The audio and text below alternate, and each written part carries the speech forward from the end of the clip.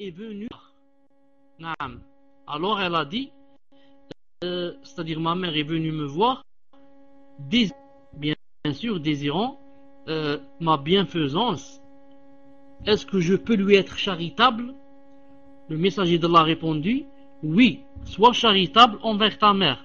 Le hadith est rapporté dans Bukhari et Muslim.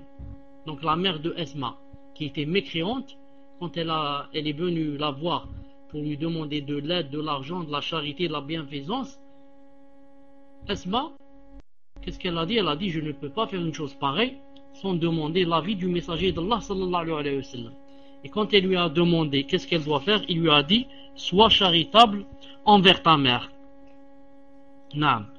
Donc, le vrai musulman est celui qui aime les gens et bénéficie en retour de leur amour, car il concrétise par son comportement le caractère noble et la haute moralité. Tout comme il a recommandé la bienveillance envers père et mère, même s'ils sont mécréants, l'islam recommande aussi aux croyants d'être bienveillants envers ses proches parents, y compris les non-musulmans. Cela reflète en effet la dimension humaniste et tolérante de cette religion dans le livre dit, c'est-à-dire le Coran, et nous ne t'avons pas miséricorde pour l'univers. وَمَا أَرْسَلْنَاكَ إِلَّا رَحْمَةً لِلْعَالَمِينَ وَمَا أَرْسَلْنَاكَ إِلَّا رَحْمَةً لِلْعَالَمِينَ. Coran 21, 107. Quatrième sous-chapitre, elle applique le maintien des liens de parenté dans son sens le plus large. Elle applique le maintien des liens de parenté dans son sens le plus large. Les liens de parenté se traduisent par plusieurs méthodes. Comment qu'une personne peut maintenir les liens de parenté et de quelle façon on peut maintenir ce lien. Maintenir les liens de parenté se traduit par plusieurs méthodes et prend plusieurs formes.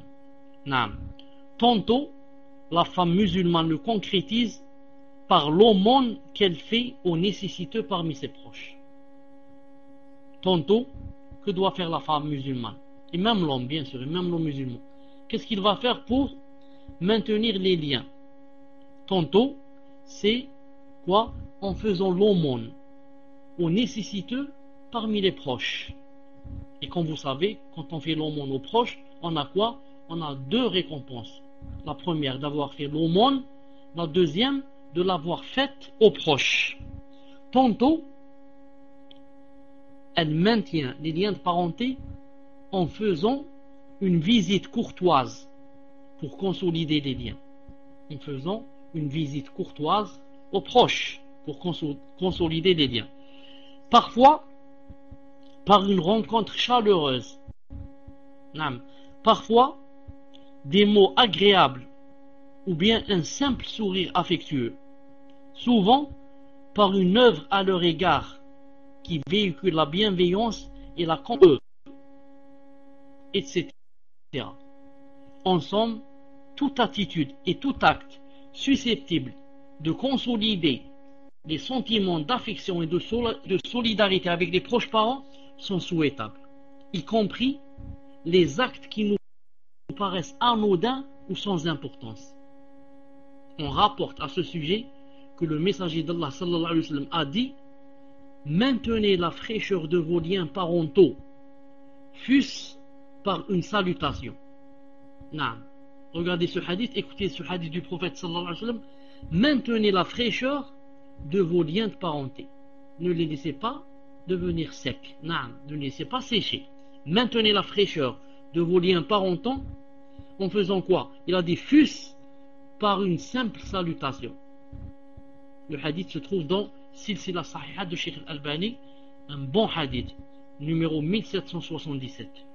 Donc vous voyez, une simple salutation, on peut avec une simple salutation maintenir les liens de parenté. Imaginez maintenant que, masha'Allah, tout le monde a le téléphone portable. Tout le monde a le téléphone portable. Je ne crois pas, Wallahu a'lam, je dis Wallahu a'lam, je ne crois pas que il y a une personne de nos jours qui sera excusée demain devant Allah pour dire je n'avais pas les moyens de maintenir les liens de parenté. Je ne crois pas qu'une personne puisse être excusée de nos jours. Pourquoi?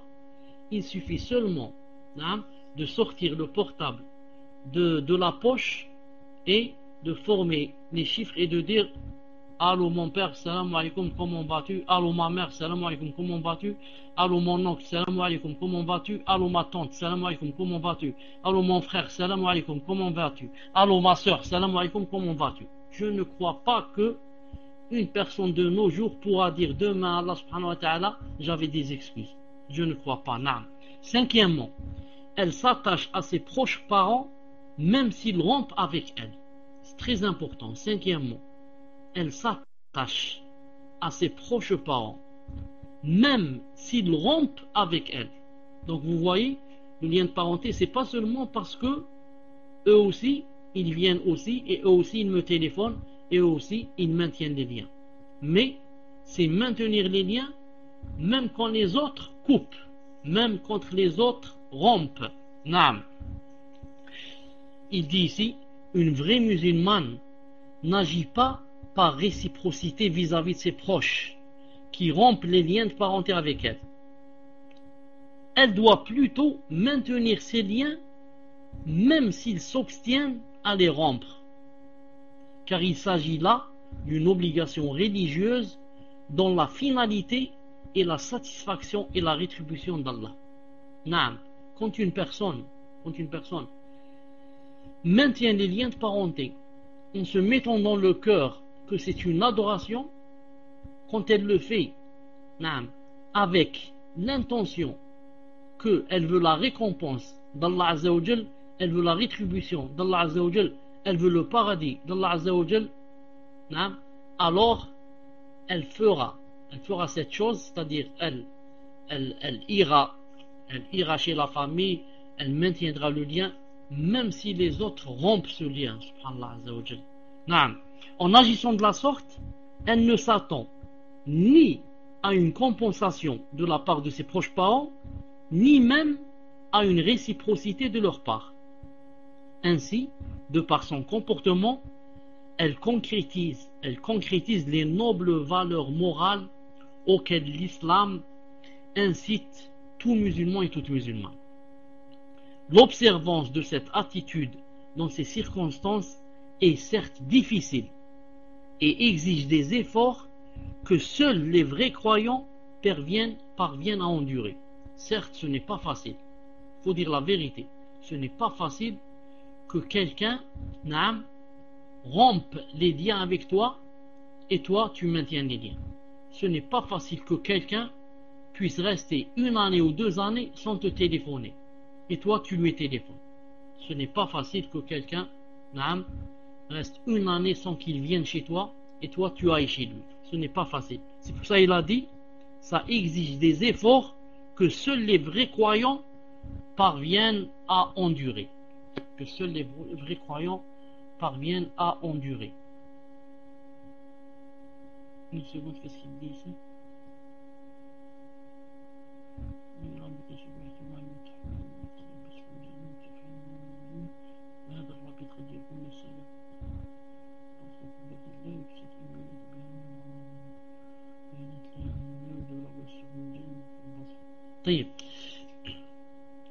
L'observance de cette attitude dans ces circonstances, comme j'ai dit, exige des efforts que seuls les vrais croyants parviennent à endurer. Cependant, toute musulmane sincère doit faire des efforts à atteindre ce haut rang qui fait d'elle une femme bienveillante envers les proches parents, même s'ils se montrent ingrats et hostiles. Le messager d'Allah sallallahu alayhi wa sallam a dit: ne maintient pas vraiment les liens de parenté celui qui le fait à titre de réciprocité. Seul celui qui renoue avec ses proches lorsqu'il rompt les liens de parenté, celui-là les maintient vraiment. Hadith rapporté par le Bukhari. Donc celui qui maintient vraiment les liens de parenté, ce n'est pas celui qui les fait à titre de réciprocité. parce qu'ils viennent, je vais chez eux. Parce qu'ils téléphonent, je leur téléphone. Mais, a dit le messager d'Allah sallallahu alayhi wa sallam, en islam, celui qui maintient les liens de parenté, c'est celui qui, lorsqu'on coupe, on coupe avec lui les liens, il les maintient toujours. Et ça, bien sûr, comme je viens de le dire, ce n'est pas une chose facile, il faut dire la vérité. Le noble comportement que tous les musulmans et toutes les musulmanes doivent observer dans leurs relations avec leurs proches parents. En affirmant que le maintien des liens de parenté ne consiste pas à agir à titre de réciprocité, mais surtout à continuer à le faire quand les proches manifestent leur négligence et leur hostilité, le messager d'Allah sallallahu alayhi wa sallam tend à consolider dans l'âme du croyant l'esprit d'indulgence, de patience et de tolérance. Dans un autre hadith, le messager d'Allah sallallahu alayhi wa sallam décrit le sort atroce des gens odieux qui renient leurs liens de parenté et vont jusqu'à les rompre. On rapporte qu'un homme vint voir le messager d'Allah sallallahu alayhi wa sallam et lui a dit: ô messager d'Allah, j'ai des proches avec qui je maintiens les liens de parenté alors qu'ils les rompent. J'agis en bien avec eux alors qu'ils me font du mal. Je suis indulgent à leur égard, mais ils m'offensent. Alors qu'a répondu le prophète sallallahu alayhi wa sallam? Qu'a répondu le prophète sallallahu alayhi wa sallam? Il a répondu: si tu agis vraiment comme tu le dis, c'est comme si tu leur faisais avaler des cendres brûlantes. Et Allah t'accordera son soutien contre eux tant que tu continueras à agir de la sorte. Hadith rapporté par Muslim. Voir Sharh Sahih Muslim, volume 16, page 115. Vous savez ce qu'il lui a dit, sallallahu alayhi wa sallam? Je relis. Il lui a dit: si tu agis vraiment comme tu dis quoi? Tu as dit: je maintiens les liens de parenté alors qu'ils les rompent. J'agis en bien avec eux alors qu'ils me font du mal. Je suis indulgent envers eux alors qu'ils m'offensent. Alors le messager d'Allah a dit: si tu agis, si vraiment tu ne mens pas et tu fais ce que tu viens de dire maintenant, c'est comme si tu leur faisais avaler des cendres brûlantes. Et Allah t'accordera son soutien contre eux tant que tu continueras à agir de la sorte. Telle est l'importance de la parenté en islam. La maintenir est un acte dont la rétribution est sans limite. Ceux qui la renient ou la négligent encourent malheur et réprimande, alors que ceux qui maintiennent ces liens et supportent l'hostilité de leurs proches méritent bonheur et récompense. Rompre la parenté est un péché dont le châtiment est d'une douleur intense, puisque le messager d'Allah sallallahu alayhi wa sallam l'a comparé à des cendres brûlantes qu'on avale. Subhanallah al-Azim, à des cendres brûlantes qu'on avale. Elle est importante à un point qu'Allah Azza wa Jal accorde son soutien à celui qui s'y attache et le dote d'endurance afin de pouvoir persévérer et manifester ce noble comportement. Non, rend les liens, il les rend, les liens de parenté. Et toi, tu persévères et tu continues à maintenir ces liens, c'est comme si tu lui faisais avaler des cendres brûlantes. Donc c'est dire que celui qui rend les liens, c'est vraiment un grand péché pour lui. Si ce n'était pas un grand péché, pourquoi alors ça a mangé, à avaler quoi? Des cendres brûlantes. Ce n'est pas facile d'avaler des cendres brûlantes. C'est un grand supplice. C'est là le châtiment de celui qui rompt les liens de parenté. Avant de conclure ce chapitre, rappelons qu'une vraie musulmane maintient les liens de parenté en toutes circonstances. Même si ses proches rompent avec elle, elle reste attachée à eux dans l'unique intention de plaire à Allah. Elle n'accorde aucune importance à leurs sottises ou à leurs offenses qu'ils lui infligent sporadiquement. Elle ignore ses bassesses qui n'occupent que les esprits étroits, car elle sait que le fait d'agir réciproquement annule les bonnes œuvres et affecte les bons propos qu'elle doit entretenir avec eux. Si elle adopte cette attitude envers ses proches parents, c'est parce qu'elle agit en conformité du hadith du messager d'Allah sallallahu alayhi wa sallam qui dit: la parenté est accrochée au trône. Elle dit, c'est-à-dire la parenté, elle dit: quiconque établit un lien avec moi, Allah en établit un lien avec lui. Quiconque rompt avec moi, Allah rompt avec lui. Rapporté par Bukhari Muslim. Vous voyez, quiconque rompt les liens de parenté, bien sûr, sans excuse valable, alors celui-là, Allah Ta'ala a rompu avec lui. Si tu veux avoir un lien avec Allah Azza wa Jal, laisse tes liens de parenté. Maintiens tes liens de parenté. Arrose. Il a dit c'est comme un arbre. Arrose tes liens de parenté.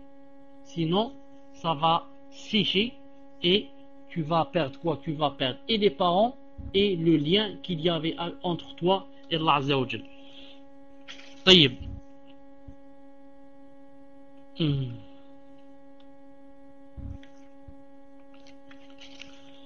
On va commencer le 8e chapitre. Le 8e chapitre, son comportement vis-à-vis de ses voisins.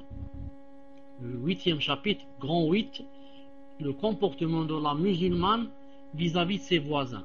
Premièrement, elle se conforme aux principes islamiques recommandant le bon voisinage. Premièrement, elle se conforme aux principes islamiques recommandant le bon voisinage.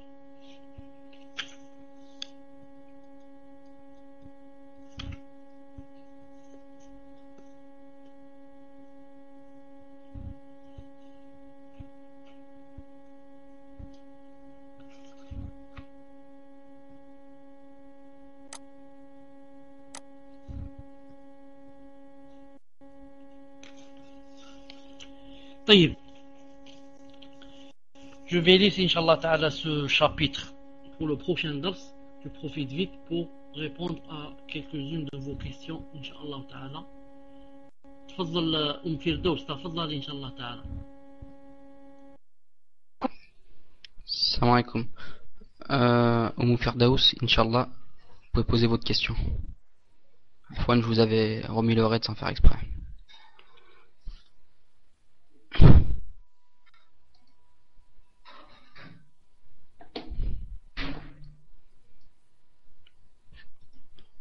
On passe à Minhajul Haq, Inch'Allah. Vous pouvez poser votre question, Minhajul Haq, Inch'Allah, en attendant que Firdaus elle prépare sa question.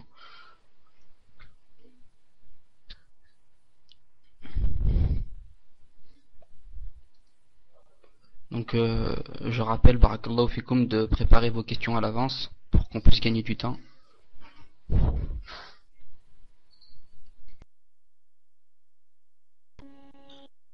Pour les questions, Inch'Allah Ta'ala, ce n'est pas obligé qu'elles soient, c'est pas obligé qu'elles soient liées avec le cours.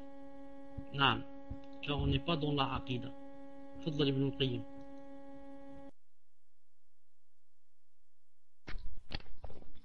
Assalamu alaikum wa rahmatullah. Concernant le RMI, c'est le revenu minimum d'insertion, sachant qu'on travaille au noir, mais que l'on se dit au RMI que l'on ne travaille pas, est interdit ou pas? Yani, cher, la question, le RMI, c'est le revenu minimum d'insertion pour les personnes qui ne travaillent pas en France. Et la question est donc, est-ce qu'on peut le percevoir, le toucher en travaillant au noir? Travailler au noir, c'est-à-dire pas déclaré. Wa alaykoum salam wa rahmatullah wa barakatuh. Ce que je voudrais faire comprendre, Inch'Allah Ta'ala, mes frères et mes sœurs, à mes fils et mes filles, c'est quoi? C'est que en islam, il est interdit de mentir, que ça soit à un musulman ou à un kafir.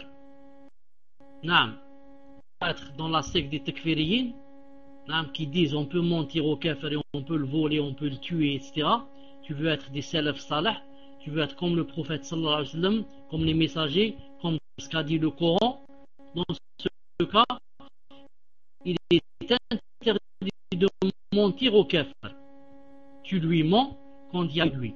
Dans la bataille, tu lui mens et là, et le prophète ne mentait pas directement, c'est-à-dire il jouait sur les mots.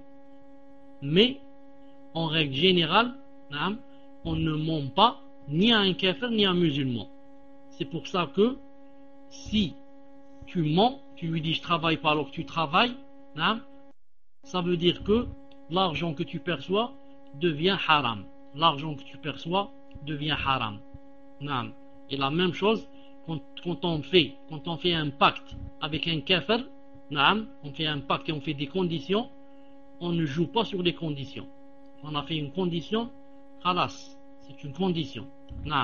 Maintenant, entre parenthèses, si la personne est dans la darura, elle n'a plus de quoi manger ou de quoi elle va mourir de faim, ça c'est autre chose. Mais je parle en général. En général, on est kafir. Fadlan, Inch'Allah ta'ala, le prochain. Salam alaikum wa rahmatullah yashir.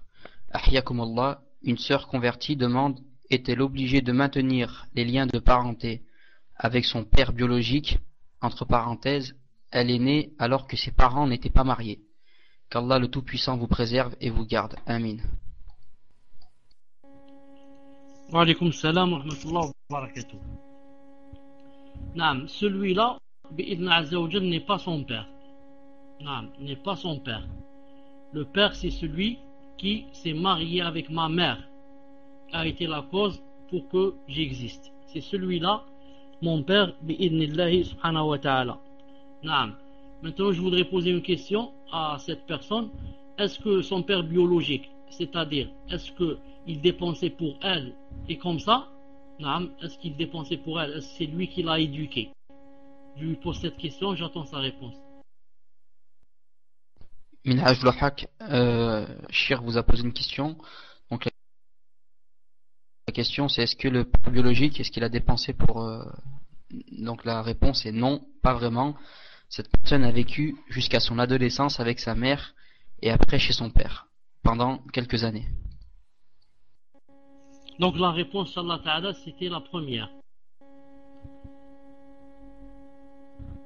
Et pour finir, elle était placée sous tutelle de la DAS. Celui-là donc, c'est comme j'ai dit, c'est un étranger, c'est quelqu'un qui a fait le haram avec sa mère, c'est un étranger pour elle. Wallahu azza wa jal a'lam. Tafadhal. Ibrahim 8, Inch'Allah, c'est à votre tour de poser la question. Assalamu alaikum wa rahmatullah wa barakatuh, Shir. Une mère peut-elle donner la zakat à son fils étudiant en sciences? Barakallahu fikum, qu'Allah vous récompense. Amin. Wa alaykum salam wa rahmatullah wa barakatuh. Cette question a deux côtés. Le premier côté, une femme peut donner la zakat même à son mari, même à son fils. Pourquoi? Parce qu'en islam, la femme, ce n'est pas elle qui doit dépenser pour son mari ni pour son fils. C'est pour ça qu'elle peut donner la zakat à son mari ou à son fils, mais s'ils remplissent les conditions. Les conditions, vous les connaissez, s'ils rentrent dans les 8 cas, comme par exemple être pauvre, nécessiteux, ou endetté, ou bien voyageur, enfin les 8 cas, vous les connaissez. Donc elle voit, est-ce que son fils, il rentre dans les 8? Est-ce qu'il est nécessiteux? Est-ce qu'il est pauvre? Est-ce qu'il est voyageur? Est-ce qu'il est endetté? Et comme ça. Maintenant, reste le deuxième côté. Donner la zakat à quelqu'un maintenant, là, je laisse le fils de côté. Le fils, je le laisse, c'est elle qui voit est-ce qu'il remplit les conditions ou pas. Maintenant, est-ce qu'on peut donner la zakat à quelqu'un qui est étudiant? Parce qu'elle a dit son fils et elle a dit étudiant. C'est pour ça que j'ai dit deux côtés. Est-ce qu'on peut donner la zakat à un étudiant? On peut donner la zakat à un étudiant s'il étudie les sciences islamiques. Si quelqu'un étudie dans la charia, ou bien il doit acheter des livres pour la sharia, il veut acheter tafsir, il veut acheter ceci pour apprendre son din, on peut lui donner la zakat dans ce sens. Pourquoi? Parce que la zakat, on peut la donner à quelqu'un qui va faire le djihad. Comme on peut la donner à quelqu'un qui va faire le hajj. Et demander la science religieuse, c'est une forme de zakat à son fils s'il est étudiant en sciences islamiques. Maintenant, s'il n'est pas étudiant en sciences islamiques, on peut lui donner la zakat à condition qu'il est par exemple endetté, ou bien nécessiteux, ou bien pauvre, et comme ça.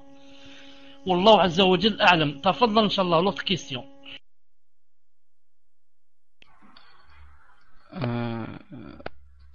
Muslima, Inch'Allah, c'est à votre tour de poser la question.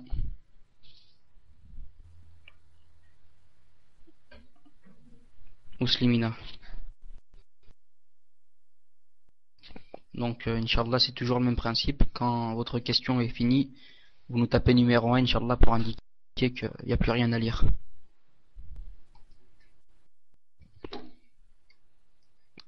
Salam alaikum wa rahmatullahi wa barakatuh. Qu'Allah vous préserve. Amin. Une sœur a été demandée en mariage il y a peu de temps. Elle était d'accord, mais après s'être rendue compte que ce frère n'était pas celui qu'elle croyait être, et elle a des doutes concernant le minhaj de celui-ci, doit-elle continuer avec lui, ou bien peut-elle s'arrêter?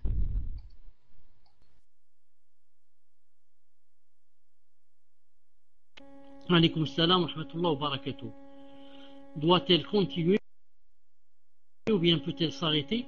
Naam, elle fait salat istikhara, et si elle veut arrêter, elle arrête. Parce qu'elle n'a pas encore fait l'acte de mariage. Naam, elle fait salat istikhara et elle voit. De toute façon, ce n'est pas toutes les personnes qui ne sont pas dans le minhaj qui ne sont pas mariables.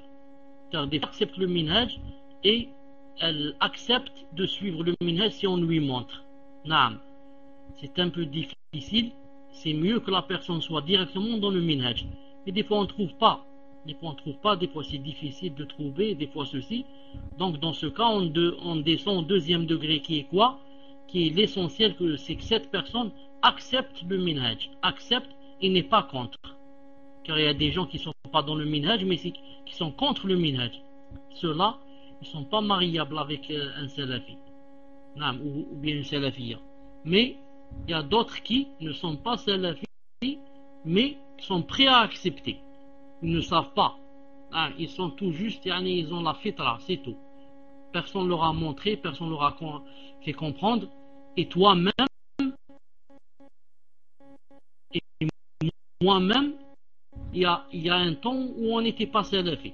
Toi-même, il y a un minhaj. Donc, si on trouve directement dans le minhaj, ça c'est le mieux. Mais s'il n'est pas dans le minhaj, au moins, il ne faut pas qu'il soit contre. Mais parle beaucoup des ikhwan. Parle beaucoup de ikhwan. S'il parle beaucoup de ikhwan, et il leur donne la thèse qu'il y a, il dit, masha'Allah, ils sont ceci, ils sont cela, ça veut dire que il les défend, etc. Ça veut dire que celui-là, il est deux. C'est l'un des leurs, même si lui, il ne sait pas. C'est l'un des leurs, même si lui, il ne le sait pas. C'est pour ça que, il vaudrait mieux s'éloigner de lui, bi'idhnillah azza wa jal. Il vaudrait mieux s'éloigner de lui, bi'idhnillah azza wa jal. Donc, fais Inch'Allah salat istikhara et qu'il y a d'autres, c'est possible qu'il y ait d'autres, Inch'Allah ta'ala, mieux que lui, il vaut mieux le lâcher, bi'idhnillah azza wa jal. Tafadhal Inch'Allah le prochain. Salam alaikum, donc Abou Marwan, c'est à ton tour Inch'Allah, donc si tu veux prendre le micro, bien la poser par écrit, parce que je sais que tu as l'habitude de la poser par micro, c'est comme tu veux. Bismillah. Wa salam ala rasulillah. Assalamu alaikum wa rahmatullah. Vous m'entendez, Cheikh?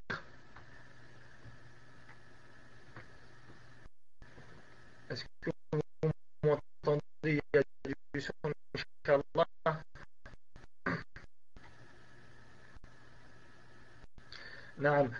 moi, la question que je voulais vous poser, elle concerne l'interdit, par exemple, quand il y a 3 personnes, on est 3 dans une pièce, on bavarde, après moi je vais dans l'oreille de quelqu'un, je vais dans l'oreille de la deuxième personne, je lui parle dans l'oreille et lui me répond, mais la troisième personne, elle n'entend pas. Et en fait, par rapport à ce hadith, je me posais une question par rapport à comment ça s'appelle le paltalk, l'internet. Cheikh, est-ce que vous savez c'est quoi le whisper dans le paltalk? C'est par exemple, on est dans le salon, quelqu'un il vous envoie un message, mais il n'y a que vous qui allez lire le message. Mais c'est pas un message privé, hein. C'est un message qui apparaît dans le salon. Et donc moi, il m'est arrivé parfois, je suis dans un salon, j'ai le micro, je parle, et il y a du monde. Et quelqu'un il m'envoie un whisper, et moi je fais comme ça, je dis. Et donc, eh ben, le prophète sallam il a dit, attendez, excusez-moi, whisper, d'accord, hein, d'accord, whisper. Et bien là, c'est comme si que la personne m'a parlé dans l'oreille. Donc moi, ce que je voulais savoir, c'est est-ce que ce genre de comportement, est-ce que ça rentre dans le hadith? Est-ce que ça rentre dans l'interdit ou est-ce que c'est permis? Ou par exemple, on est deux, on va parler en arabe et il y a quelqu'un avec nous, il ne comprend pas l'arabe. Et on le laisse. Vous avez compris la question, Cheikh? Barakallahu fikum, assalamu alaikum. Allah yahfadika, Cheikh.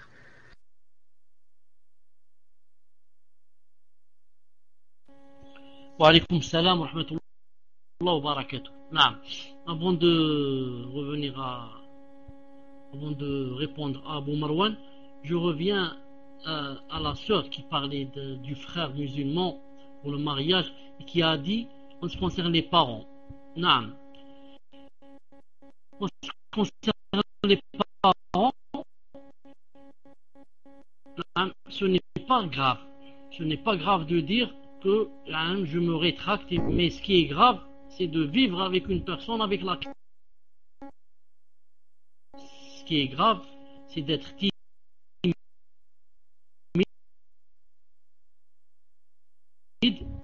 et de dire oh, je ne peux pas leur dire, alors qu'est-ce que je fais? Je suis obligé d'accepter et je vais vivre avec une personne.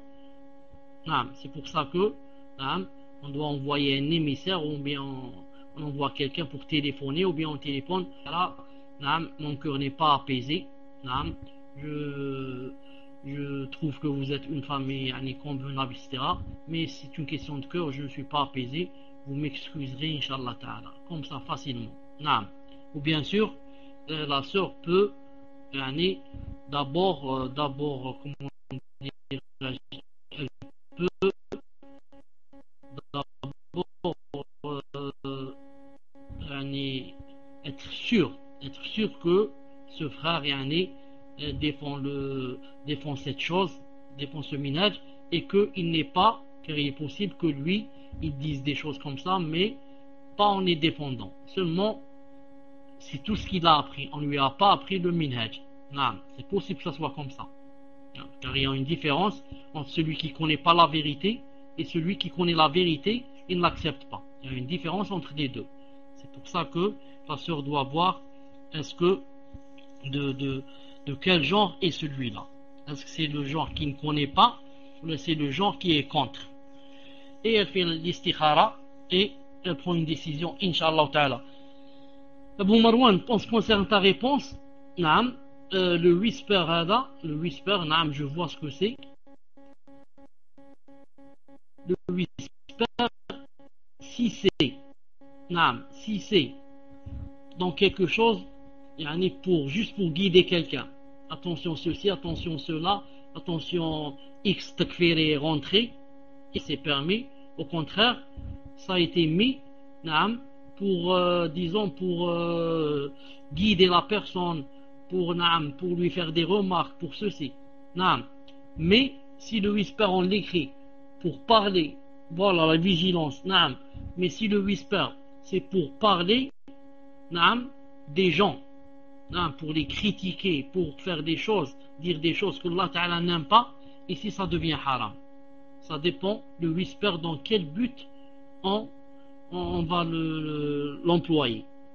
Si on l'emploie pour aider, pour guider, car en fait quand on envoie un whisper pour dire à quelqu'un attention X et dans la salle, il fait des fitna, etc. Ça, tu as même des récompenses. Car tu veux aider. C'est comme si tu allais sortir un microbe. Un microbe, il y a un microbe dans ton corps. Tu vas aider quelqu'un pour le faire sortir.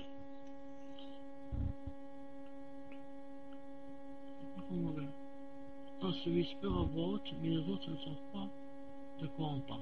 Non, les autres, ils ne sont pas obligés de savoir. Non, ils ne sont pas obligés de savoir. Le hadith dit que ce n'est pas bien,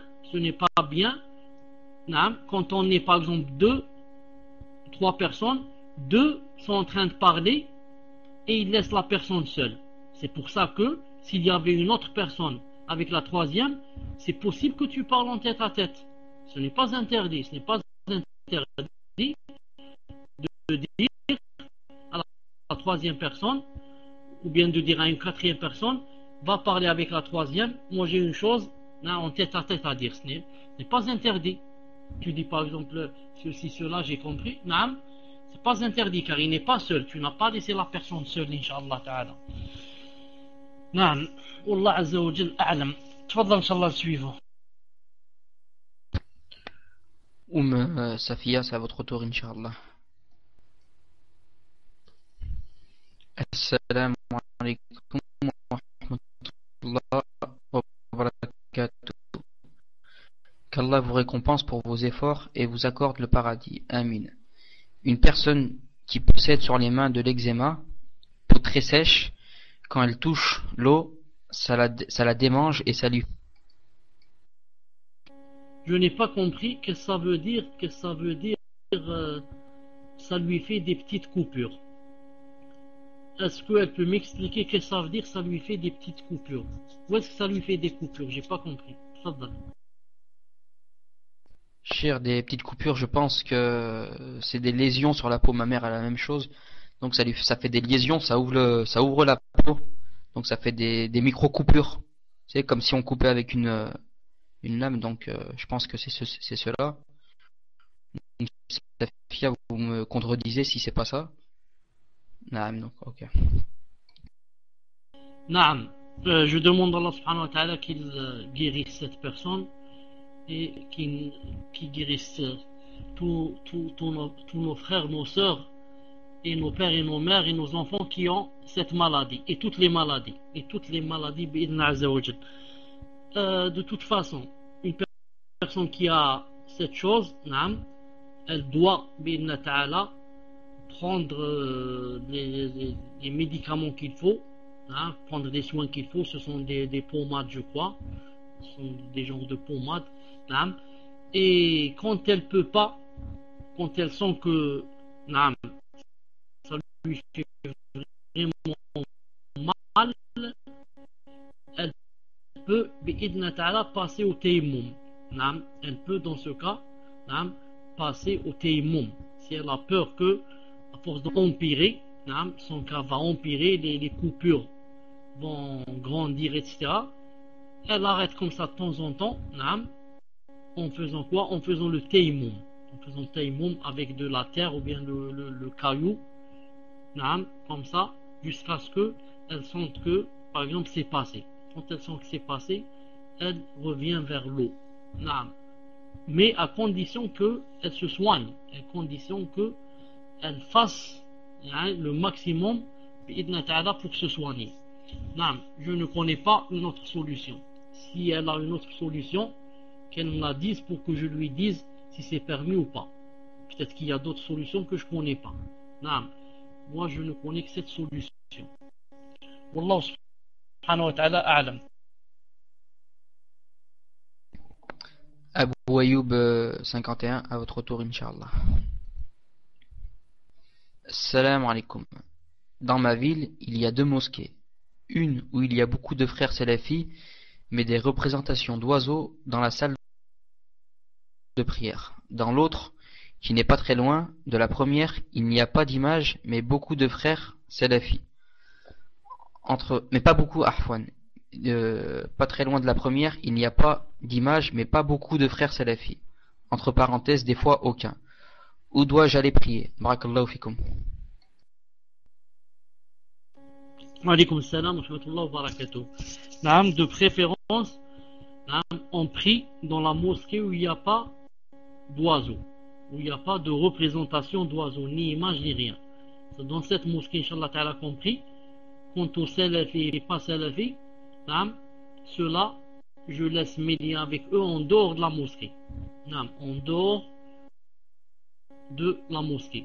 Maintenant, sauf si en allant dans cette mosquée où il n'y a pas de représentation d'oiseaux, naam, on est abordé par les sectes, etc. Et ils me font des problèmes, ils essayent de m'attirer, ils essayent de ceci, cela. Là, je suis obligé de m'éloigner d'eux en allant vers l'autre. Et je serai dans la darura. Sinon, s'il n'y a personne qui me fait des problèmes, je vais dans cette dans cette mosquée faire la salat et mes relations avec les salafis, je les garde hors mosquée. Naam. Quand je termine la salat, je vais chez les autres, etc. Naam. Wallahu subhanahu wa ta'ala a'lam. Tfaddal. Salam à 57. Inch'Allah, c'est à votre tour.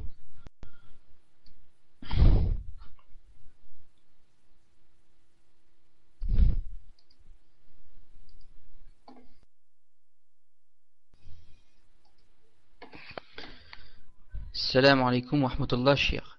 Est-ce qu'une femme peut mettre des chaussures ouvertes devant avec des chaussettes? Entre parenthèses, sachant que la forme des orteils paraissent, barakallahu fikum, qu'Allah vous récompense.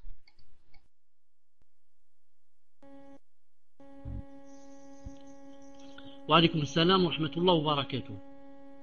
Elle ne peut pas mettre, naam, elle ne peut pas mettre des chaussures qui montrent les orteils, même si les orteils sont cachés par des chaussettes. Même si les orteils sont cachés par des chaussettes, le pied de la femme reste toujours une fitna. Reste toujours une fitna. C'est pour ça que naam, elle devrait mettre des chaussures qui cachent son pied. Des chaussures qui ne montrent rien de son pied. Et encore, certains savants disent que, et son djilbab bien sûr, disent que son djilbab doit cacher ses chaussures. Non. Donc, si au moins elle ne cache pas ses chaussures, alors qu'elle cache ses pieds pour qu'on ne voit pas ses orteils, même s'ils sont enveloppés par des chaussettes. Non. Tafaddal Inch'Allah Ta'ala suivant.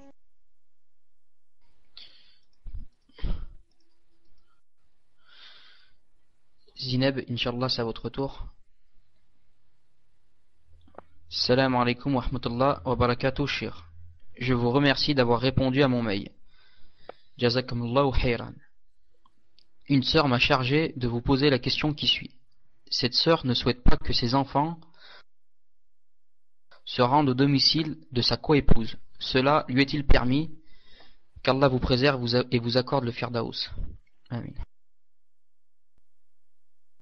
Cher Arfouane, la sœur elle m'a dit la même chose en PV, mais moi je la vois pas sur ma liste. Ajib, hein, c'est bizarre ça. Donc Saoudia, Inch'Allah, transmettez-moi votre question et je vais la poser. Apparemment c'est un problème sur moi j'ai Zineb sur ma liste, je vous ai pas. Des fois ça arrive qu'on a une personne, on voit pas le pseudo apparaître. Donc je m'excuse. Donc Inch'Allah, vous me donnez votre question en PV et je vais la poser.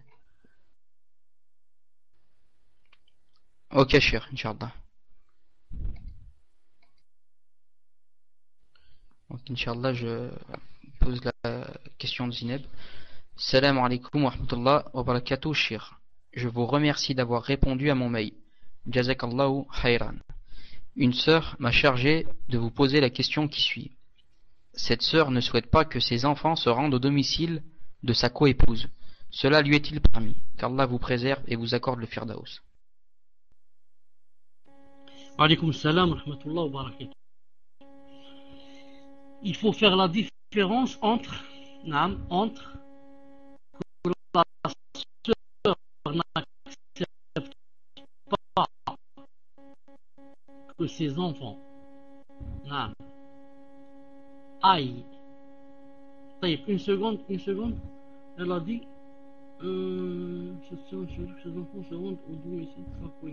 Est-ce que ces enfants, elle veut dire ces enfants à elle, qui ne sont pas issus du même époux, ou bien elle parle des enfants qui sont issus du même époux, de façon à ce que le mari de sa coépouse, c'est leur père.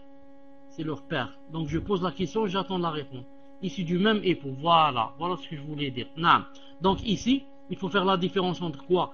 Il faut faire la différence entre les empêcher d'aller chez leur père et les empêcher d'aller chez leur coépouse. Pardon, chez sa coépouse.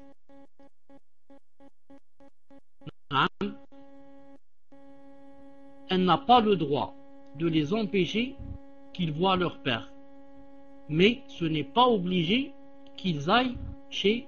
Elle a peur d'elle, par exemple, qu'elle fait du sihr, ou bien elle sait qu'elle a un mauvais œil, ou bien elle sait qu'elle va leur apprendre des choses qui ne sont pas bien, elle peut les empêcher. Elle dit, moi, mes enfants ne partent pas chez ta coépouse. Quant à toi qui es leur père, tu peux venir les voir, tu peux les prendre ailleurs, chez ta mère, dans un autre appartement, où tu veux, tu les prends au jardin, à la forêt, où tu veux. Mais seulement, je ne veux pas qu'ils rencontrent, il faut avoir une raison. Il faut avoir une raison. Pourquoi, spécialement, tu ne voudrais pas qu'il aille chez cette femme? Il faudrait une raison, bien sûr. Quelle est la raison? Qu'elle n'est pas bien, peut-être qu'elle est ceci, elle est cela. Sinon, pourquoi alors elle interdirait? Elle a peur pour eux. Justement, elle a peur de quoi? C'est ce que je voulais dire. Elle a peur de quoi? Si elle a peur qu'elle là, alors, Inch'Allah Ta'ala, qu'elle explique ça à son mari, c'est tout. Qu'elle explique cela à son mari, qu'elle lui dise, pour moi, mon cœur n'est pas apaisé, je voudrais que mes enfants ne partent pas chez elle, et je voudrais que tu les rencontres ailleurs.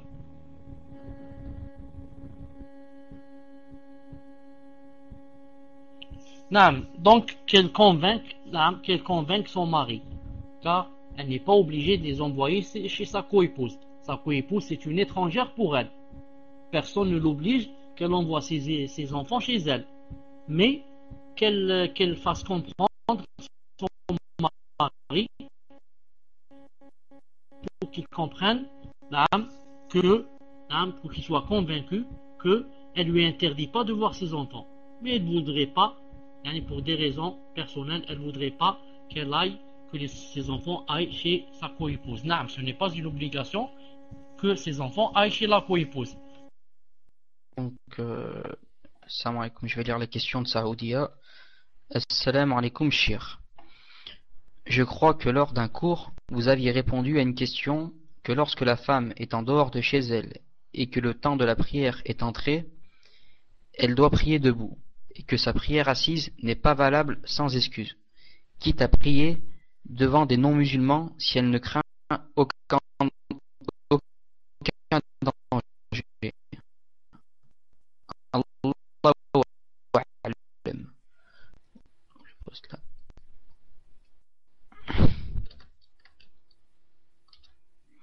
Mais comment peut-elle faire lors de l'inclinaison et de la prosternation?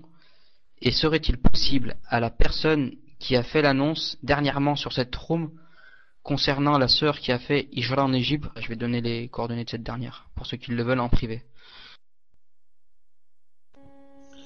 Wa alaykoum salam wa rahmatullahi wa barakatuh.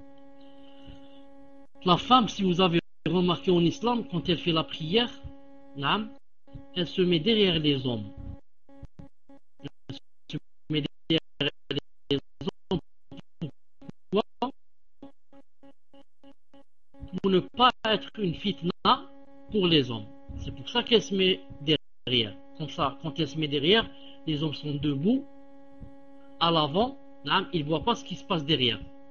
C'est pour ça que la femme, dans les hadiths authentiques, il est dit que dire dans sa tente, c'est mieux que la prière dans sa chambre. La prière dans sa chambre, comme ça. C'est pour ça que maintenant, si elle est dans un endroit où c'est l'heure de la prière et qu'elle doit faire la prière, alors qu'elle choisisse au maximum un endroit où elle peut être cachée. Alors si elle ne trouve pas, alors qu'elle choisisse un endroit où elle peut être derrière. C'est-à-dire qu'elle mette par exemple son dos derrière un arbre. C'est-à-dire derrière son dos, il y a un arbre, il y a une voiture, il y a son enfant. Et comme ça, lorsqu'elle s'incline, elle se prosterne, il y a toujours quelqu'un derrière elle. C'est la meilleure position. Mais il n'y a rien dans l'islam qui interdise à la femme d'essayer d'être toujours au derrière, de façon à ce que il y ait quelque chose dans son dos, si elle peut. Un arbre de préférence, comme ça quand elle est prosternée ou elle est inclinée, sa aura est cachée. Wallahu ta'ala a'lam. Tfadla inshallah ta'ala le suivant. Abdelrahman, à votre tour, Inch'Allah. Assalamu alaikum, Shir. Qu'Allah Azzawajal vous préserve et qu'il vous récompense pour tout ce temps que vous nous accordez. Amin. J'envisage de faire l'Hijra très prochainement et j'aimerais savoir si a-t-on le droit de partir en laissant derrière soi ses parents, frères et sœurs dans l'ignorance, car ils accordent beaucoup de leur temps à la dunya. Faut-il les prêcher avant de partir? Barakallahu fikum, qu'Allah vous accorde le firdaus, Allahumma amin. Wa alaykum assalam wa rahmatullahi wa barakatuh. Prêcher les gens, leur faire la da'wa, surtout à la famille,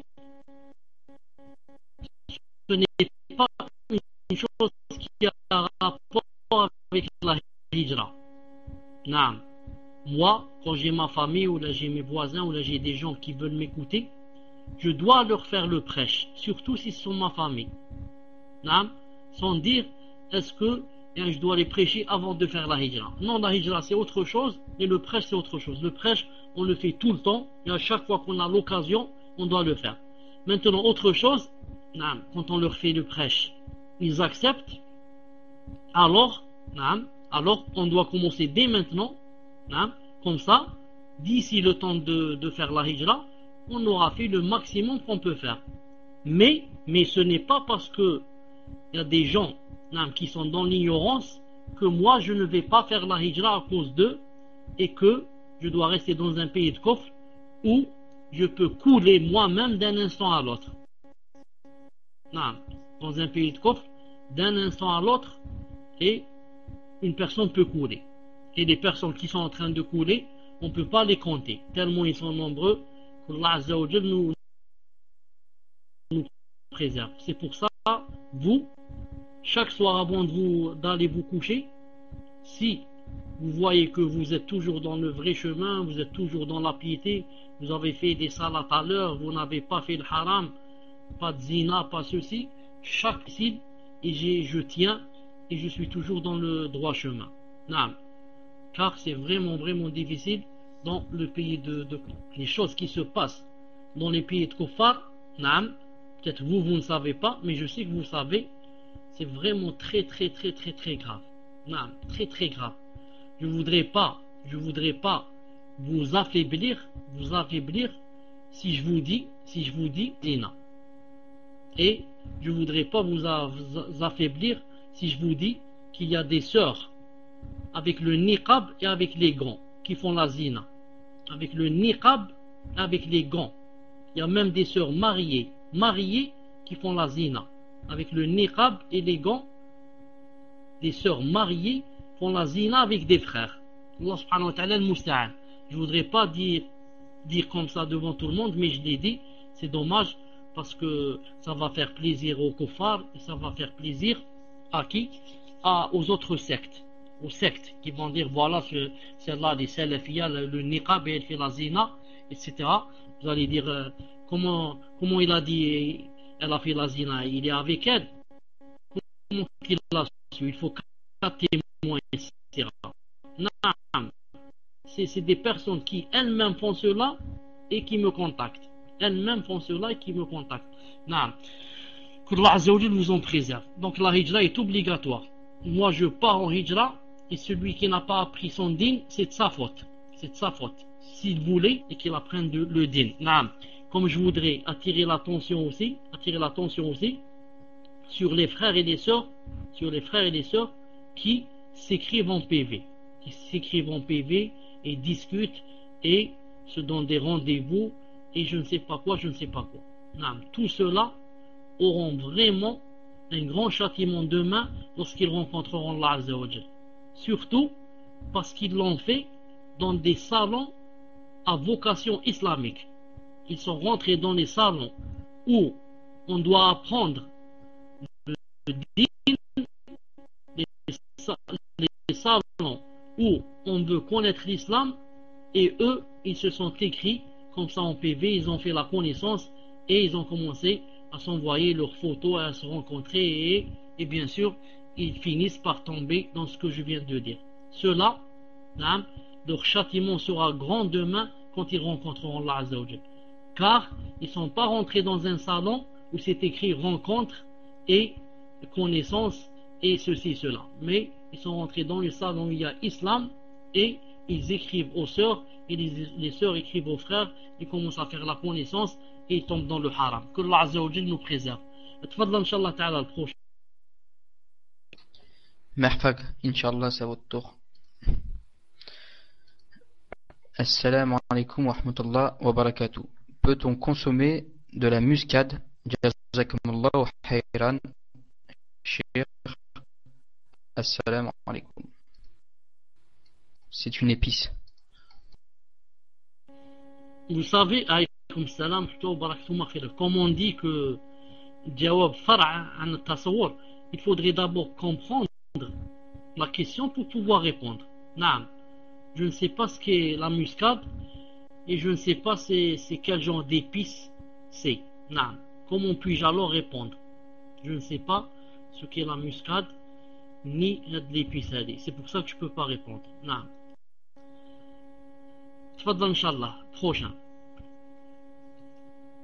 Ou bien il explique encore. Il explique ce que c'est. Ou bien il envoie une photo. Assalamu alaikum. Donc Shir, c'est la question de Rayana 8. Elle me l'a envoyée. Elle est très longue, donc je vais vous la lire. Salam alaikum Shir. Une sœur m'a envoyé ce mail pour que vous la conseillez. Inch'Allah. Barakallahu fikum. Cela fait plus d'un an. Est-ce qu'il y a du son avant? Vous m'entendez? Est-ce qu'on m'entend? Il n'y a pas de son? Ah si, on m'entend. Alhamdulillah. Donc je lis la question.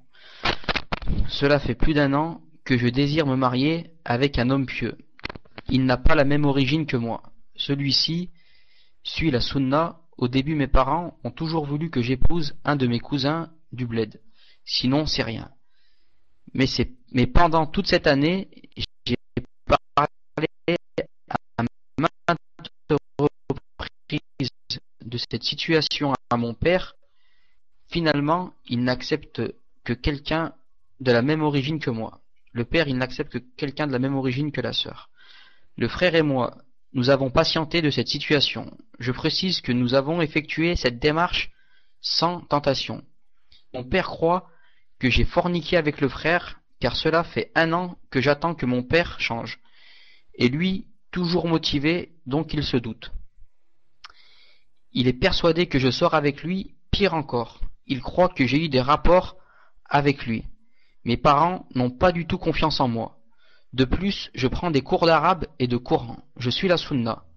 Mon père m'a interdit d'y aller à aucun cours, de voir des sœurs. Il dit que je suis une secte. Il n'aime pas comment je m'habille, djilbab, etc. Les pensées que j'ai, entre parenthèses. Salam alaikum wa rahmatullah wa barakatuh. Ibn al-Qayyim, je t'écris, je te dis une seconde, arrête, etc. Bien sûr, toi tu ne me vois pas, parce que tu es en train de lire. Taïeb, je devais t'arrêter.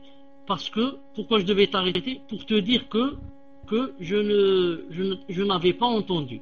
Non, je te demande donc de relire Inch'Allah Ta'ala, parce que j'étais en train de lire autre chose. Tfadal Inch'Allah Ta'ala, tafadal. Lis maintenant, tfadal. Salam alaikum. Vous m'entendez, cher? Est-ce qu'on m'entend là? Alhamdulillah.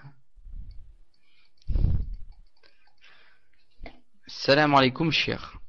Une sœur m'a envoyé ce mail pour que vous la conseillez, Inch'Allah, barakallahu fikum. Donc c'est la question de Rayana 8. Cela fait plus d'un an que je désire me marier avec un homme pieux. Il n'a pas la même origine que moi. Cet homme suit la sunna. Au début, mes parents ont toujours voulu que j'épouse un de mes cousins du bled. Sinon, c'est rien. Mais pendant toute cette année, ils n'acceptent que quelqu'un de la même origine que moi.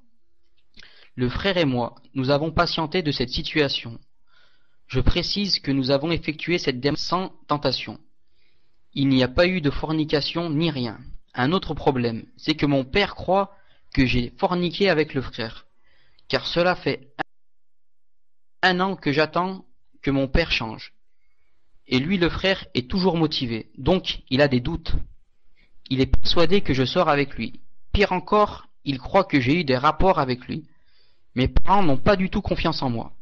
De plus, je prends des cours d'arabe et de Coran, je suis la sunna. Mon père m'interdit d'aller au cours, de voir des sœurs. Il dit que je suis dans une secte. Il n'aime pas comment je m'habille, djilbab, etc. Il n'aime pas les pensées que j'ai. Exemple, la mixité, interdiction de serrer la main des hommes, etc.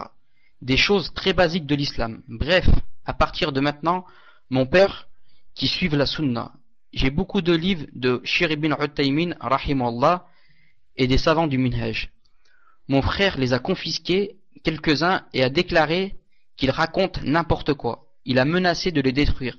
Je ne peux plus sortir de chez moi et ne plus suivre mon din. Entre parenthèses, l'arabe courant. La dernière fois que j'ai parlé à mon père de cette situation, il a tenté de m'étrangler. Allah musta'an. De plus, c'est bientôt les vacances. J'ai bien peur que mes parents tentent de m'ensorceler à me marier ou de m'ensorceler à ce que je change de chemin.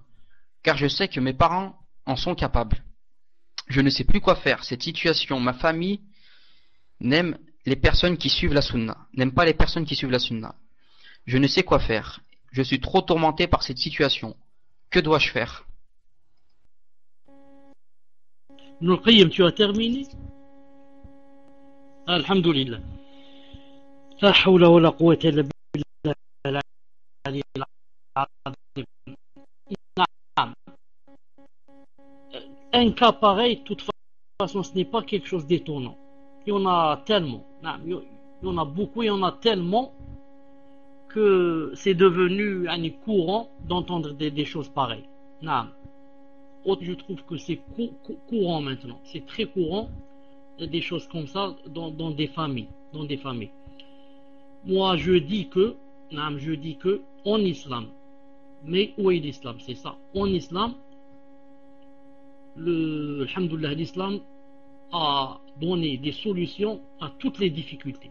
Toutes les difficultés, l'islam, alhamdoulilah, quand on l'applique, on trouve la solution. C'est quoi la solution? La solution de l'islam, c'est de déposer une plainte contre celui-là au tribunal musulman, qui d'abord convoque le père et l'oblige de la marier avec celui qui remplit les conditions, sinon le juge lui enlève la tutelle, et le quatrième, sinon c'est le juge lui-même qui prend la décision et la tutelle de la marier. Mais comme j'ai dit tout à l'heure, où est l'islam? Où est l'islam pour trouver la solution à cette sœur et à des sœurs qui sont dans des cas similaires. C'est pour ça que la sœur choisira entre deux choses, ou bien de patienter et de faire beaucoup de doigts, car les cœurs sont entre deux doigts de Allah Azza wa Jal, et il peut les changer d'une seconde à l'autre. D'une seconde à l'autre, Allah Azza wa Jal peut changer les cœurs et les renverser de l'autre côté, et rendre le père, masha'Allah, il accepte le din, il accepte le minhaj, il accepte ceci, cela. Naam. Ou bien la deuxième solution, naam, serait disons, un côté, comment dirais-je, attendez, je cherche le mot, officiel. Naam, un côté officiel, naam, comme une ambassade musulmane, un centre islamique, des choses comme ça, où ils peuvent la marier et ils peuvent prendre la tutelle pour la marier. Ils peuvent prendre la tutelle pour la marier et la faire sortir du pétrin où elle est. Sinon, je ne vois pas comment qu'elle pourrait faire. Je ne vois pas comment qu'elle pourrait faire. Car l'islam, ou bien on va au côté officiel, si on était dans un pays musulman comme le tribunal, sinon dans un pays de kufr, il faut aller vers un centre islamique, vers l'ambassade, vers un imam qui est officiel, et comme ça, pour essayer de lui traiter. Tafadla, Inch'Allah, le prochain. Salam alaikum. Donc, Shir, il y a Merfag qui a envoyé la définition concernant peut-on consommer de la muscade, c'est une épice, donc il m'a écrit, elle entre dans la composition du curry et son utilisation est très variée dans la cuisine, qu'elle soit salée ou sucrée. En cuisine française, elle est notamment utilisée pour aromatiser le gratin dauphinois. L'aril de la noix de muscade, séchée, appelée massis ou fleur de muscade, est très appréciée pour sa coloration orangée. Pense être plus douce que le massis. Cher, donc, d'après Talab al-Ilm, donc il dit vertu, c'est une drogue douce. Allahu a'lam. Donc, il y a deux. Salam alaikum, vous avez du son? Alhamdulillah. Donc, Shir, il y a la question de Abu Ahmed. Je vais vous la lire, Inch'Allah. Assalamu alaikum. Donc, assalamu alaikum, je refais. Shir, un frère était musicien il y a 5 ans. Il sait que la musique est haram désormais. On lui devait... Subhanallah, excusez-moi. Shir, un frère était musicien il y a 5 ans. Il sait que la musique est haram désormais. On lui devait une somme d'argent depuis 5 ans due à la musique. A-t-il le droit de prendre cet argent? Il y a aussi une sœur qui a acheté des vêtements, ordinateur portable, avec une carte soi-disant gratuite. Elle avait tout payé et maintenant cette sœur a reçu une facture de 2000 € à leur régler. Ce sont des intérêts. Doit-elle se débarrasser de ces choses ou peut-elle les garder? Et doit-elle payer cette somme qu'il leur réclame? Barakallahu fikum, c'est fini la question. Ok, cher Inch'Allah. Donc je vais répéter pour la sœur. Là, je vais faire un copier-coller, comme ça vous pouvez lire en même temps que moi. Donc, il y a aussi une sœur qui a acheté des vêtements, ordinateur portable avec une carte soi-disant gratuite. Elle avait tout payé et maintenant cette sœur a reçu une facture de 2000 € à leur régler. Ce sont des intérêts. Doit-elle se débarrasser de ces choses ou peut-elle les garder? Et doit-elle payer cette somme qu'ils leur réclament? Donc voilà comment la question elle m'a été transmise. Wa alaykoum salam wa rahmatullahi wa barakatuh. En ce qui concerne la deuxième question, il faut dire que c'est pas clair. Mais je réponds d'après ce que j'ai compris, c'est tout. Non. Car comment se fait-il que d'un côté elle a payé ce qu'elle a acheté, ensuite on lui réclame de payer encore une fois 2000 €. Ça c'est vraiment difficile à comprendre, mais c'est comme ça que j'ai compris moi.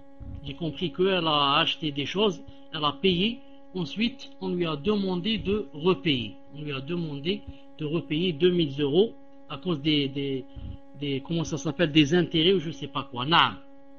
Et maintenant elle dit, peut-elle les garder? qu'est-ce qu'elle peut garder? Les choses qu'elle a achetées, elle peut les garder parce qu'elle les a payées.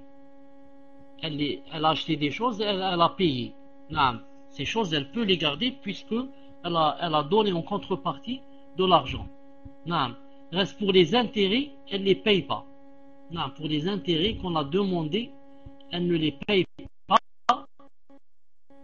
Non, car on n'a pas le droit de payer des intérêts. On n'a pas le droit de payer des intérêts. Non, elle ne paye pas les intérêts. Elle n'avait pas tout payé, juste certaines choses. Est-ce qu'elle savait qu'en ne pas payant certaines choses, elle va avoir des intérêts et que ça va...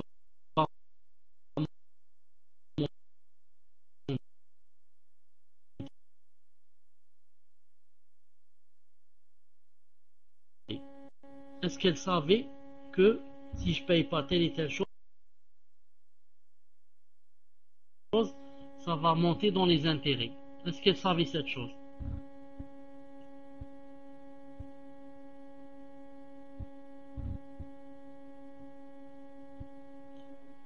Ah, elles sont doutées. Nam.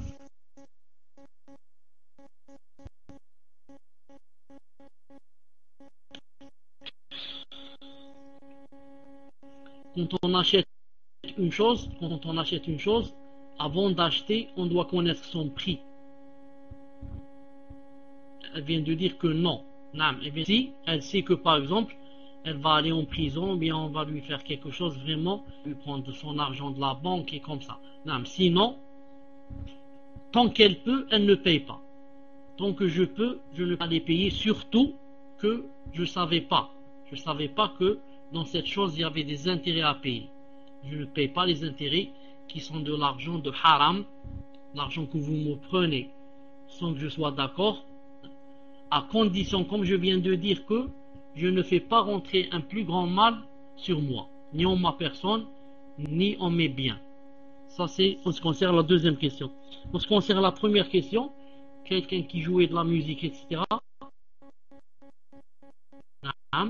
et qui, après il a su que c'était haram, il n'a plus le droit de prendre l'argent. Il n'a plus le droit de prendre cet argent. Parce qu'à partir du moment où il a su que c'était haram, il n'a plus le droit de prendre l'argent de la musique qu'il jouait ou bien qu'il faisait. Et comme ça, non, cet argent sans qu'il veuille. Sur son compte, ou là qu'on lui donne un chèque sans qu'il veuille, alors cet argent, il le donnera fi sabilillah. Il le donnera aux pauvres et aux nécessiteux fi sabilillah. Non, à cette époque, il ne savait pas. Mais je suis d'accord avec toi. Mais maintenant, il sait. Maintenant, il sait que c'est haram. C'est maintenant que ça commence à compter. Tant qu'il n'a pas reçu l'argent, il ne le prend pas. Non, voilà, c'est comme ça. Maintenant, je sais que telle et telle chose est haram, donc je ne prends plus telle et telle chose qui autrefois n'était pas haram car je ne savais pas. Et maintenant, à partir du moment où je sais, je ne prends plus. Mais si on me force et on me les donne, je les donne fissabillah. Naam, il peut donner à un membre de sa famille. Un membre de sa famille, si ce membre de sa famille est pauvre ou nécessiteux. Naam, il lui donne s'il a des dettes à payer comme ça. Naam. Taïb, écoutez, on dit ici, il y a un frère qui faisait des doros, et qui, beaucoup de frères et sœurs, écoutaient ses dars quand il était dans le minhaj. On me dit son pseudo, c'est Al-Baydawi. Son pseudo, c'est Al-Baydawi. Et maintenant, il est devenu takfiri. Il kaffar tous les hukam. On me dit, il donne des doros. Dans l'arôme de Palestinian 8. Palestinian 8, qui est connu que c'est un grand takfir. Mais bien sûr, il n'a pas de science. Palestinien 8 n'a pas de science. Enfin, tous ils n'ont pas de science. Mais celui-là, il est comme eux. Est-ce que vous pouvez faire une mise en garde pour que les gens n'écoutent plus ces cours dans l'arôme qui s'appelle les salaf? Non. Vous avez remarqué que maintenant,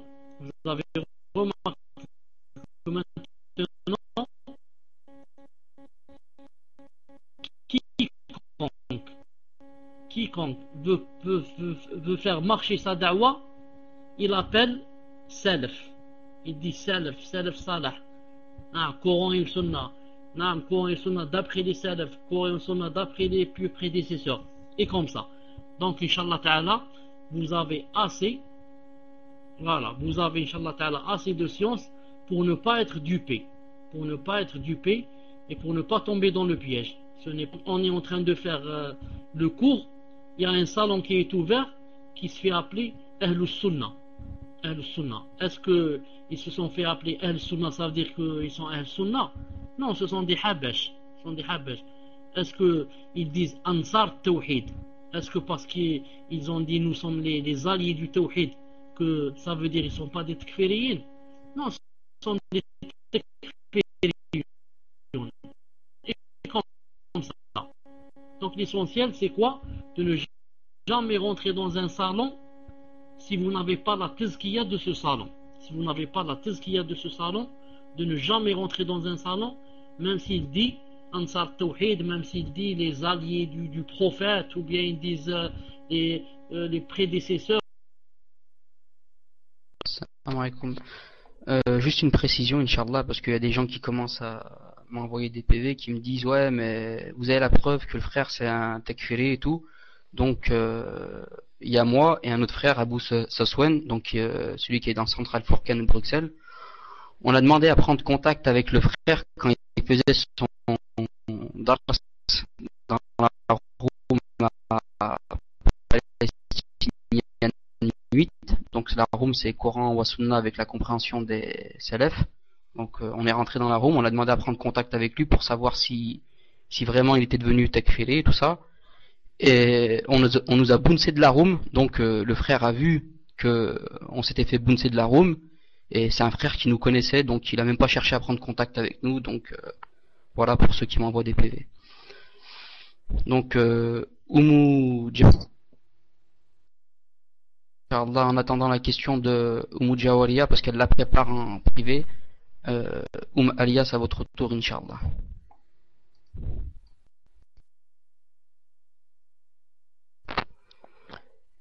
Assalamu alaikum wa rahmatullah, Cheikh.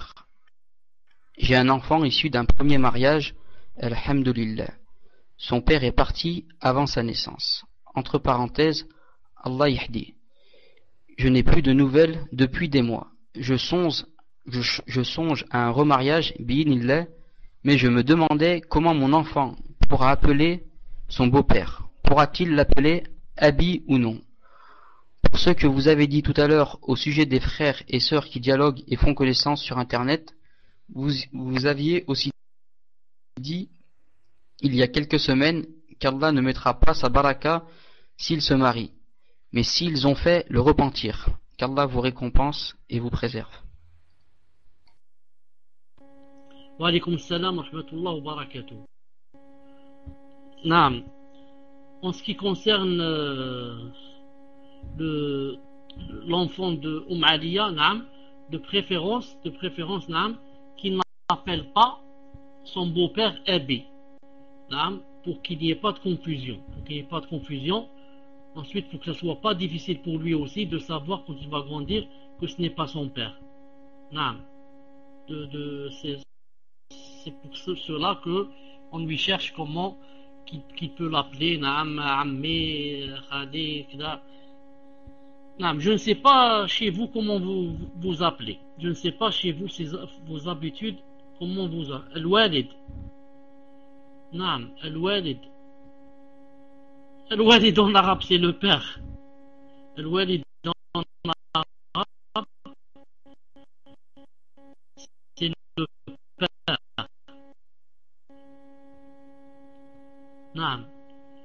Il faut chercher un mot comme ça qui soit respectueux, et qui ne fasse pas de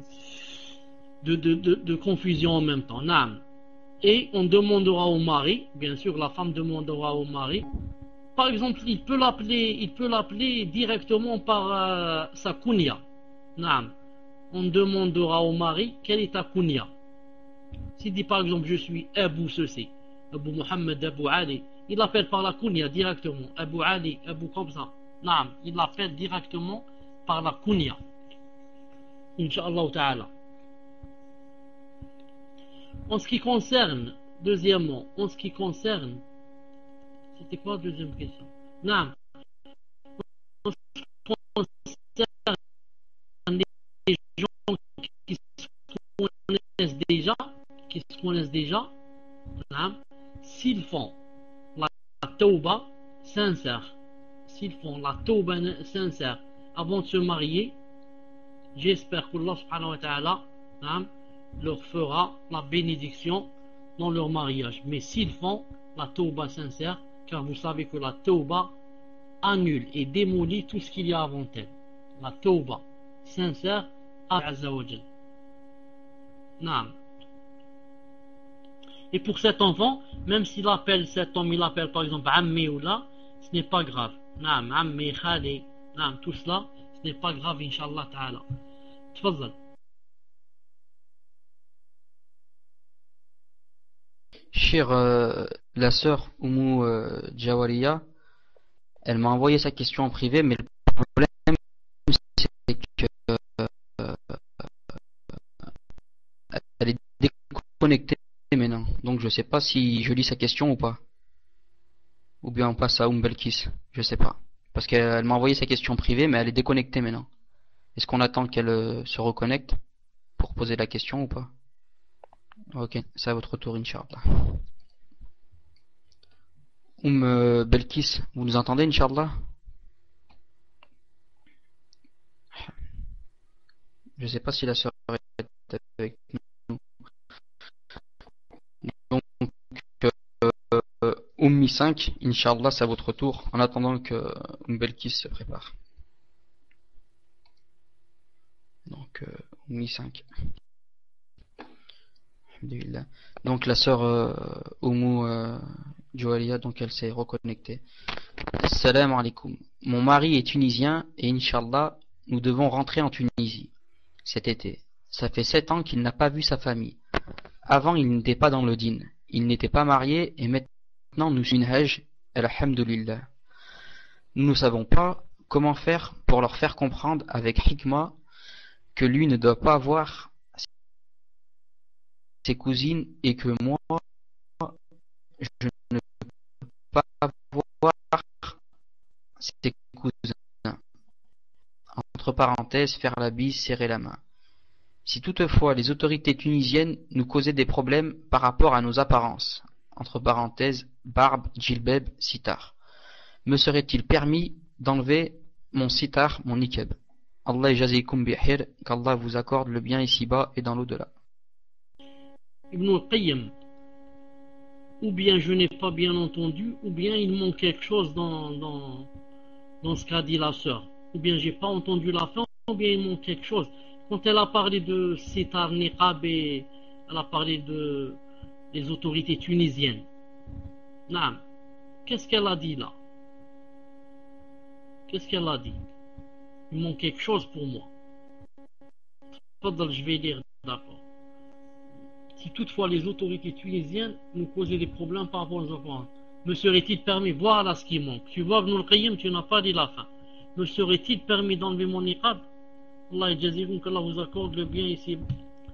En ce qui concerne les cousins et les cousines, etc., naam.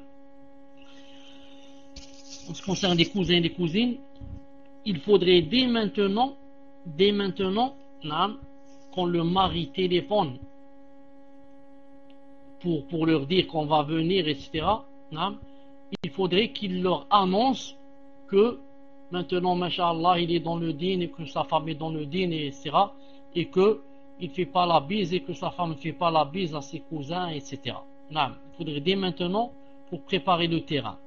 Il faudrait dès maintenant préparer le terrain et ne pas laisser, quand on arrive là-bas, ce sera difficile et ce sera trop tard.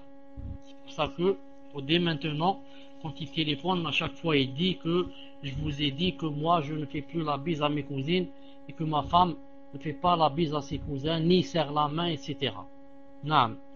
Et ils essaieront, Inch'Allah Ta'ala, de craindre Allah subhanahu wa ta'ala au maximum. Ils essaieront de craindre Allah subhanahu wa ta'ala au maximum, car je sais que ce n'est pas facile et ce n'est pas, ils vont réussir à chaque fois de ne pas serrer la main à tout le monde, mais qui craignent Allah subhanahu wa ta'ala au maximum. Non. Ensuite, en ce qui concerne les autorités tunisiennes, etc., ce n'est pas facile. Non, il faut dire que ce n'est pas facile si elle va aller là-bas avec un djilbab, avec le sitar et les gants. Avec le sitar et les gants, je suis sûr qu'elle passera par le commissariat d'abord. Et que la Tunisie, c'est l'un des pays musulmans les plus difficiles au monde et les plus sévères avec ceux qui sont salafis. Avec la barbe et le niqab et le sitar, ça va pas être facile avec les autorités tunisiennes. Donc si elle est de l'avis que le visage caché, si elle est de l'avis qui dit que on n'est pas obligé en islam de cacher le visage, il vaut mieux qu'elle cache pas son visage là-bas, car c'est vraiment difficile pour elle. Wallahu subhanahu wa ta'ala a'lam. Tfaddal Cheikh. Donc, salam alaikum. La question de Belkis. Salam alaikum. Une sœur convertie demande: je n'ai pas eu de contact avec mon frère de sang pendant un long moment. Maintenant, nous avons repris contact et mon frère me demande d'utiliser la webcam pour se voir, se parler et notamment montrer nos photos, notamment montrer nos enfants. Car je n'ai pas le droit de lui envoyer des photos de ma famille, donc je souhaiterais savoir si l'utilisation des webcams est légiférée en islam et s'il y a des écrits de savants sur ce sujet. Barakallahu fikum. Wa alaykum salam wa rahmatullahi wa barakatuh. Naam, en ce qui concerne l'utilisation de la webcam, il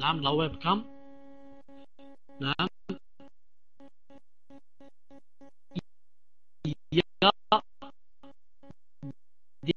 des divergences entre les savants. Mais Inch'Allah Ta'ala, l'avis le plus sûr, Inch'Allah Ta'ala, c'est que c'est permis. Pourquoi? Parce que c'est en direct. C'est permis pourquoi? Parce que c'est en direct. C'est comme si j'avais un miroir en face de moi et je tournais un autre miroir en face du miroir et je tourne de façon à ce qu'elle soit vue pour celui qui voit le miroir qui est en face de mon miroir. Utiliser la webcam, c'est se voir en direct.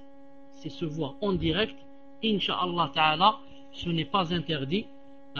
Et ceux qui ont dit c'est interdit, leurs délits ne sont pas, Inch'Allah Ta'ala, ne sont pas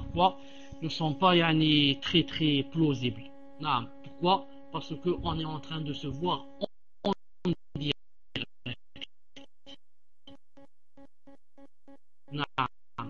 C'est pour ça que vous remarquez maintenant que beaucoup de savants se font voir à la télévision. Pourquoi? Parce que c'est en direct. Et même en différé, et beaucoup de savants se font voir en différé. Cheikh Ibn Uthaymin en personne là, a des cassettes vidéo où on le voit. Et beaucoup de savants maintenant. Tfadal Inch'Allah suivant. Donc la question de Ummi 5. Salam alaikum Yashir. Allah yahafdik wa yashafik ainsi que vos proches. Amin. Premièrement, la muscade en dialecte algérien, c'est le djouza. Puis ma question est la suivante. Quelle est la récompense de la hijra? Barakallahu fikum. Wa alaykum salam wa rahmatullahi wa barakatuh. Franchement, je ne connais pas le djouza hadi. Je ne connais pas le djouza. Si elle veut dire le djouz c'est les noix. Si elle veut dire les noix, c'est autre chose. Et si elle dit djouza, franchement, je ne connais pas le djouza hadi. Il faudrait que je demande.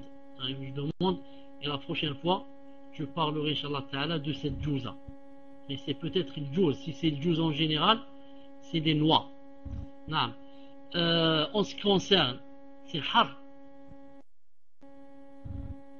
Je ne sais pas, je vais demander après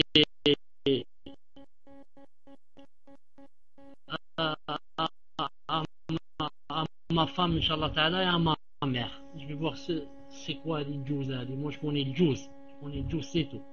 Naam. Les premièrement. Deuxièmement, je concerne la hijra.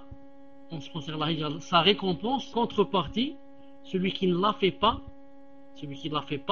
naam, et s'il meurt dans un pays de kufr, c'est vraiment difficile pour lui, quand il va rencontrer Allah subhanahu wa ta'ala, d'avoir vécu au milieu des kuffars qui sont là, en train de t'affaiblir, qui sont là, en train de te faire couler, et qui sont ta cause pour ta foi qui faiblit, qui ne monte jamais, ton iman qui est toujours en bas, les fitnas que tu vois, et beaucoup de gens, comme j'ai dit tout à l'heure, délaissent carrément le din, délaissent carrément la salat, jettent le djilbab, et tout ça, c'est à cause de quoi? À cause de ne pas avoir fait la hijra. À cause de ne pas avoir fait la hijra. Quand on vit au milieu des kuffars, même si le din ne coule pas, mais on prend quoi? On prend le mauvais comportement des kuffars à force d'être avec eux, on prend leurs mauvaises habitudes, les moussafeux. Il est obligé pour chaque musulman de quitter le pays des kuffars dès que l'occasion se présente. Bi'idhnillahi azza wa jal. Tfadla Inch'Allah ta'ala le suivant. Alhamdulillah, à votre tour, Inch'Allah.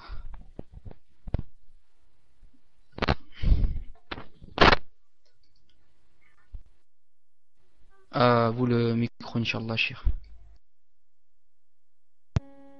Ibn al-Qayyim, est-ce que tu m'entends? Alhamdulillah. Taïb, je vois que le frère Abdullah 15 est avec nous. Je lui enlève le rouge. Inch'Allah ta'ala, je lui dis yani, ça fait longtemps qu'on t'a pas vu. Abdullah, Inch'Allah ta'ala, je te donne le micro pour que tu nous passes le salam, Inch'Allah ta'ala. Tfadlan. السلام عليكم ورحمة الله وبركاته. حيا الله شيخنا الفاضل وأطال الله من عمرك وعملك الصالح. حيا الله إخوان الأفاضل الكرام. نعم شيخنا، الله يحفظك أخي. كنا في شغل فاكهين، نسأل الله أن يجمعنا وإياكم. بارك الله فيكم. فدون إطالة بارك الله فيك شيخنا، أنا معكم نستمع. بارك الله فيكم. فأعطيك الله قط وأعانكم الله، وأسأل الله أن يجعل فيما تقدمونه خير للأمة إن شاء الله يا رب. تفضل شيخنا، بارك الله فيك. Salam alaikum, vous m'entendez? Abdullah, reste avec nous, Inch'Allah ta'ala. Abdullah, reste avec nous, Inch'Allah ta'ala. Une seconde. Taïb. Ibn al-Qayyim, lis la question, Inch'Allah. Je t'ai pas entendu la lire. Tfadal. Naam, cher, vous ne m'avez pas entendu la lire parce que je l'ai pas lu. Je reçois beaucoup de PV, subhanallah, je suis débordé. Salam alaikum. Une sœur, ses frères et sœurs et la mère ont subi des violences de la part de leur mère. Ils ont décidé de fuir le domicile conjugal. Aujourd'hui, certains des enfants ont tenté pour Allah de recontacter ce père par téléphone. Et les enfants qui ne l'ont pas encore contacté, doivent-ils le faire tout en connaissant sa réaction? Barakallahu fikum. Wa alaykum salam wa rahmatullah wa barakatuh. Naam, pour que demain, devant Allah subhanahu wa ta'ala, ils aient des excuses. Pour que demain, devant Allah azza wa jal, ils aient des excuses, il faut que ils essayent d'insister. surtout d'insister par exemple le jour de l'Aïd, le jour des fêtes, où d'habitude les gens se contactent. Et même les autres enfants qui n'ont pas encore contacté, même en connaissant sa réaction, ils doivent au moins le faire une fois.